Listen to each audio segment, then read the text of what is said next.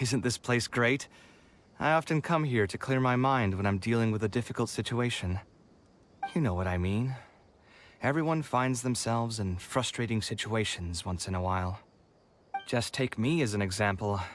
My family life got shaken up quite a bit when I was young. I struggled in school, and I got into a huge pile of debt building the Palace of Alcazarzaray. Although Alhaitham thinks that it's because of my personality that I continue to live in the shadow of the past, I think it's also just a part of life. Plus, if I look back, I've honestly had my fair share of good luck as well. You could probably say I've followed in the path of my mother. Like her, I've gained a name for myself as an architect, built something that's seen as my magnum opus, and found many projects that others have entrusted to me to finish.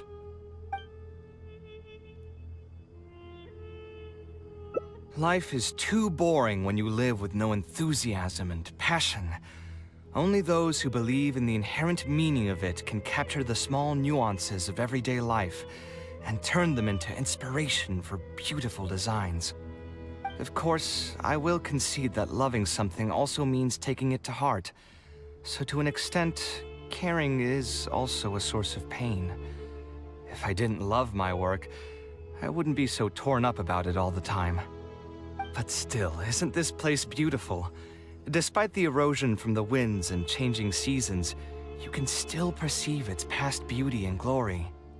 With different landforms come different architectural styles. The desert's history has left it with few records regarding its buildings, so I often visit the desert to investigate things in person. The sight here has moved me ever since the first time I laid my eyes on it. I told myself that one day, I would also be able to create buildings that move others. My pain will one day fade into nothing, just as I've reached the end of my life. But buildings are different. They are far more valuable than most materialistic things, and far more durable than human flesh. As long as there remain souls in the world who can decipher the meaning behind them, they will also have acknowledged me across the vast stream of time. If you were to ask me what art is, that would be my answer.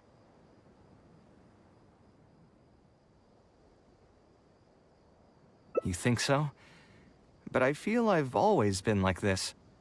Remember that question I brought up before? The one about whether I should see art as a divine gift of inspiration from the gods, or as a product of my own existential struggle? I still haven't found an answer to that yet. But if art wasn't inherently paradoxical and enigmatic, then people probably wouldn't be drawn to it. Those who pursue art will be unable to avoid the pain that it naturally brings. Will often be floating on cloud 9 one second, and sinking in a mire the next. I'll try gathering my thoughts again once I've found a way to define art in the first place.